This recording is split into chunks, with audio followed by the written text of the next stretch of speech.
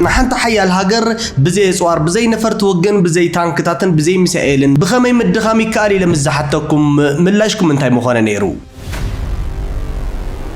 They put the drugs out here and now they don't want us out here. The demons inside of me, you know, they don't sleep. ريخم أمريكا أب وج فيتنام 58 شح وتدراتا أب أفغانستان العراق نخلت عمت أب زكاير التوج دما كبابي شو عت شح وتدراتا مس أنا مالتون كم زت قتل وزفلت نجري حكي لو ممكن أوج تحر عمت تري لعلم 100 شح أمريكا وينزقتل حدش عينت زيت أوج كوينات ولا حد دفير زي الزارب ولا ندت تخيل يزركب إذا معلتوين أستاد 300 سبعة زقتل زلو زي رأي كيميكال وج نتاريخويان كتمات أمريكا اندادمين اندعنون زركب كينو اتزحد زندما بزحات زحش نابران مدلاي زتسددو ኢትዮጵያውያን ሆኑ ኤርትራውያን ሐበሻ መንእስያቱን ሕቡእ ግዳያት ናይዘ ሓደገኛ ዕዶት ኮይኖም ምህላዎም እዩ ብዛዕባ ተሓደጋ ዕሙቕ ኣስፈሕ ቢና ንመርኣይኩም ፍትን ከለናውን ተሓደጋ ሃንደበት ሎም ዝጀመረ ተራ ናይ ገበነኛታት ስራሕ ጥራይ ዘይኮነስ ቅድሚ 150 ዓመት ኣብ ታሪኽ ምዝተፈጸመ ዓቢ ናይ ሕነ ምፍዳይ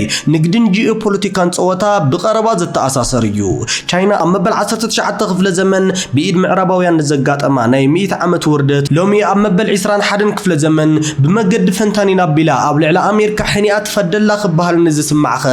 حقنته معرخ اندي مسلكم ويس امريكا ناتا ناي وشتي سرعتا ودقتا بخالوت نختمخن تفتنا زلا نغريو سلازي ابز ناي لون فيديونا كبيت فتنتات بيجين كساب كارتلات عصفارس مكسيكو كبيت فتنتات بيجين كساب كارتلات عصفارس مكسيكو كابناي عد انجليز اوبيوم وغ ساب غورناتات كينسينغتون فلادلفيا زتزرجح مشتراو ناي جيوبوليتيكا ناي تشيز صوتا كمون حقنيا سقاي اب سدت بزعبا زنبرو غل وغناتنا بسفحن دسس يزخون كواكم زدله خمت كل غزي زبلكم نزي فيديو مرايخ تجمر خلكم لايك نشانلنا دما سبسكرايب بمغوار كسام وداتا زي فيديو حبيلكم نمصنحيو ناي 150 وغ اوبيمن وردت تشاينان ابزي بزعبا تغداي بزغبان خردنا دما زتوسن دحري تمليسنا تاريخ مراي كدلينا ايو اما فارق مبل 19 خفل زمن عباي بريطانيا مصر ومنغستي كينغ تشاينا سفح نقد زنبرا خوينو ابتوان دما انجليزاويان بناي تشاينا شاهي كرين خبرات شخلان بمتقام بلعلو الفيس لزتاثرو ببغزي بمليونات باوند زغمت ناي برور كابيتالوم ناب تشاينا يم زفسوس نيروم امونغو زغن هاتياو نغوش تشاينا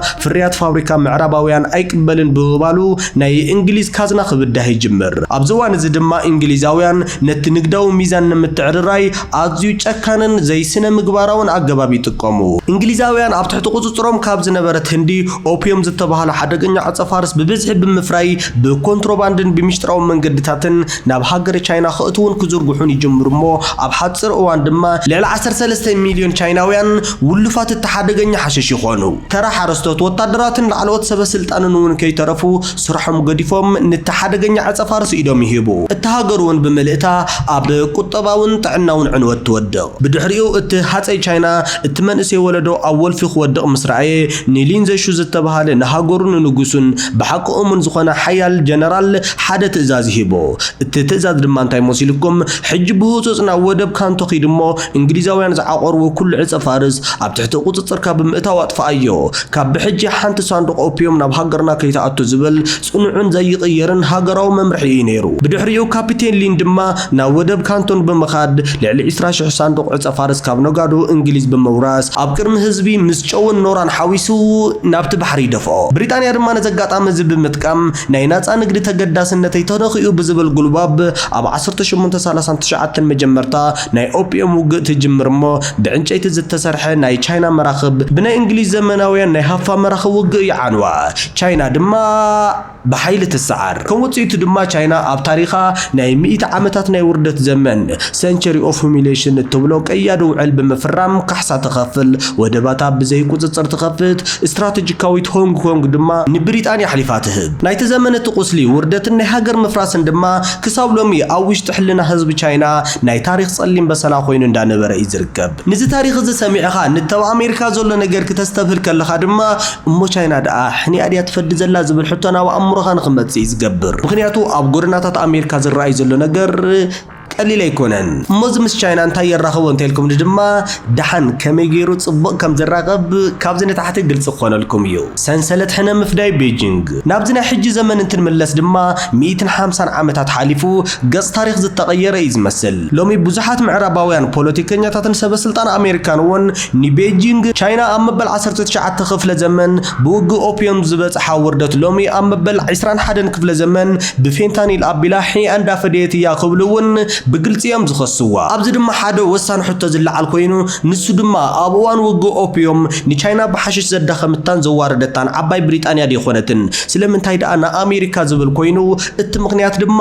ክልተ እዩ እቲ ቀዳማይን ታሪኻውን ሓቅን ኣብ መበል 19 ክፍለ ዘመን ንቻይና ወሪረን ዘዋረደኣ ናይ 8 ሃገራት ጽምዶ ውሽጢ ኣሜሪካ ቀንዲ ተሳታፊትን ናይ ኦፒየም ንግዲ ተጠቃሚትን ዝነበረት ኮይና እቲ ካልኣይ ናይ ሎም ሓቅን ድማ ኣብዚ ሕጂ እዋን ልዕልና እንግሊዝ ኣብቅዑ እዩ ንናይ ቻይና ናብ ላዕሊ ምውጻእ ትቃልስን ዋና ናይ ጂኦፖለቲካ ተናሓናሒታን ዝኾነት ድማ ዋሽንግተን እያ ስለዚ እቲ ናይ ቀደም ናይ ታሪኽ ቆስልን ናይ ሎም ናይ ልዕልና ቃልስን ተደራሪቦም ድማ ንኣሜሪካ ናይ ዝምሽጥራዊ ውግእ ቀንዲ ዕላማ ንኽትከውን ገይሮማ እዮም እቲ ክውንነት ግን ካብኡ ንላዕሊ ኣዝዩ ዝተሓላለኸን ዝዓመቐን ኬሚካላዊ ሰንሰለት እዩ ዘለዎ ኣብዚ ድማ ግን እዚ ፌንታኒል ዝበሃል ሓደገኛ ሓሽሽ ኣበይን ብኸመይን ዝስራሕ ዝብል ወሳኒ ሕቶ ክለዓል ይኽእል እዩ ብሓቂ ክርኦ ከለውን ፌንታኒል መጀመርታ ዝተሰርሐ ኣብ መፋርቕ 1950ታት ኣብ ቤልጅየም ከም መቐነሲ ቃንዛን ንመጥባሕታዊ መደንዘዝን ተማሂዙ ነይሩ እቲ ሓደጉኡ ክርአ ከሎ ግን ካብቲ ነሓስ ንላዕሊ ይኸውን ካብ ሞርፊን ብ100 ዕፅፊ ሓደገኛ ካብ ሄሮይን ድማ ብ50 ዕፅፊ ሓደገኛ ይኸውን ነዚ መድሓኒት እዚ ንምድላው ድማ ከም ቀደም ዓብይ ግራት መልማዕ ከየድልየካ ኣብ ላቦራቶሪ ውሽጢ ውሕዳት ኬሚካላት ምሕዋስ ጥራይ ዘድልየካ እሞ እዚ ሕክምናዊ መድሓኒት ዳ ብኸመይ እዩ ናብ ዓብይ ጸዋር ኣህጉራዊ ውግእ ክቕየር ክኢሉ ምስትውልን ድማ እቲ መልሲ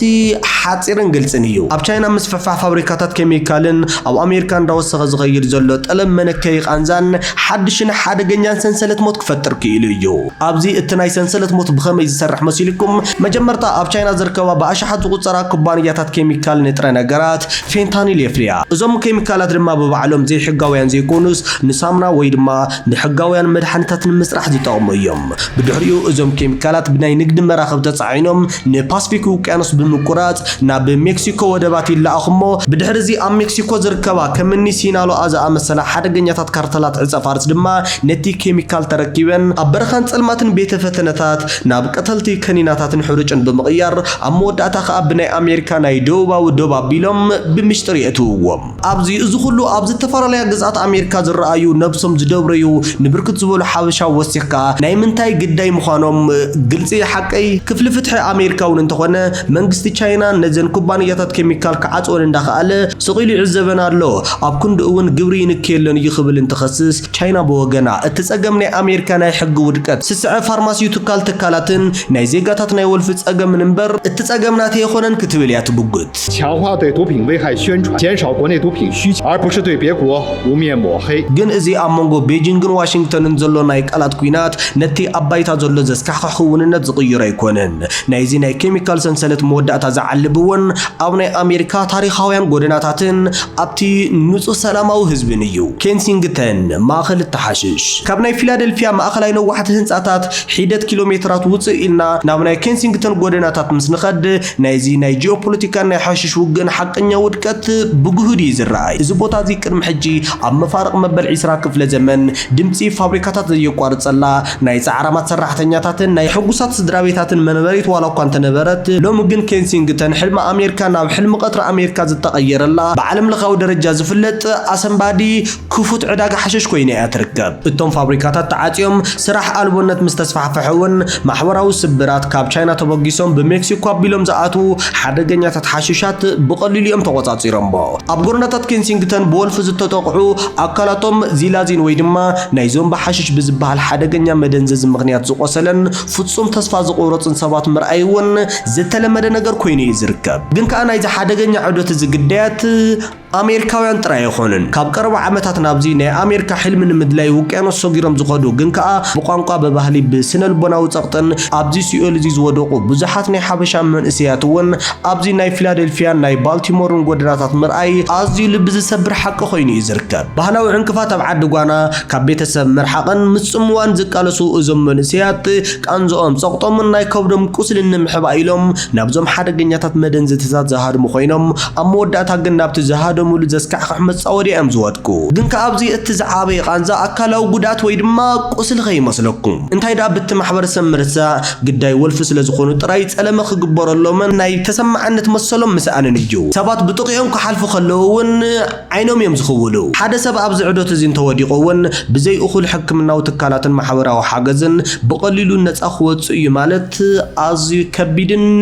መሪርን ቃልሲ ዝኾኖ እቶም ዝተሓብኡ ጎደና ሓደር ኣብ ፊላደልፊያ ዘሎ ናይ ቅሉላው ኣድማስ ገፊሑ ናብ ካልኦት ማሕበረሰባት ዝተዘርግሖ ኮይኑ ስራሕ ዘለዎም ኣታው ዘለዎም ግን ከዓ ብምኽንያት ክራይ ገዛ ብሰንኪ ህቦብላ ኣብ ናይ ህልውና ጫፍ ዝበፅሑ ተራ ሰራሕተኛታት ዋላ እኳ መዓልቲ ካብ 8 ክሳብ 12 ሰዓት ተሰርሑ ወርሓዊ ክራይ ክኸፍሉ ብዘይ ምኽኣሎም ግን ናብ ጎደናታት ንኽወፁ እንዳተገደዱ እዮም ዝርከቡ ኣብ ቀረባ ዓመታት ዋጋ ክራይ ገዛ ከተማ ተራእዩ ዘይፈልጥ ወሰኽ ዋጋ በመርኣዩ በኣንጻሩ ናይ ተሰራሕተኛ ናይ ኣታዊ ዕቤት መስመር ድማ ፈጺሙ ብዘይ ምቕያሩ ኣብዚ ሕጂ ዘሎ ክውንነት ኣበርቲዕኻ ምስራሕ ማለት መንበሪ ቦታ ክትረክብ ኢኻ ማለት ኣይኮነን ብዙሓት መጻምድቲ ኣብ መዓልቲ 2 ወይ ድማ 3 ግዜ ሙሉእ ለይቲ ከይደቀሱ እንተደኸሙ እውን ጠቕላላ ደመወዞም ንሓንቲ ጸባብ ክፍሊ ክራይን ንወርሓዊ ክፍሊታትን ጥራይ ብምዃኑ እቲ ኣካራይ ድማ ኣብ መወዳእታ ዋጋ እንተወሲኹ ወይ ድማ ሓደ ካብኣቶም እንተሓሚሙ እታ ቃጣን ሚዛን ህይወት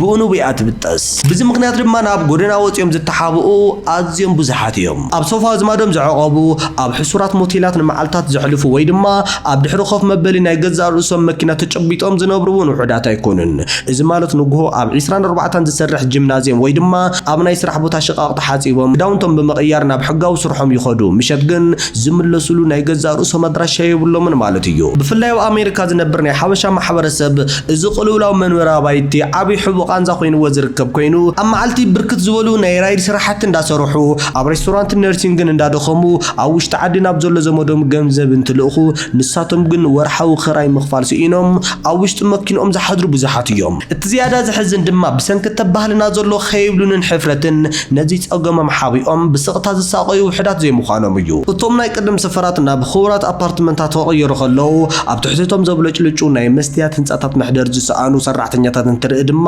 እታ ከተማ ብቁልጥፍ ናህር እንዳዓበየት ኣብ ትኸደሉ ዘላ እዋን ኣየኖት ሰብኣዊ ክብርታት እዮም ንድሕሪት ዝተርፉ ዘለዉ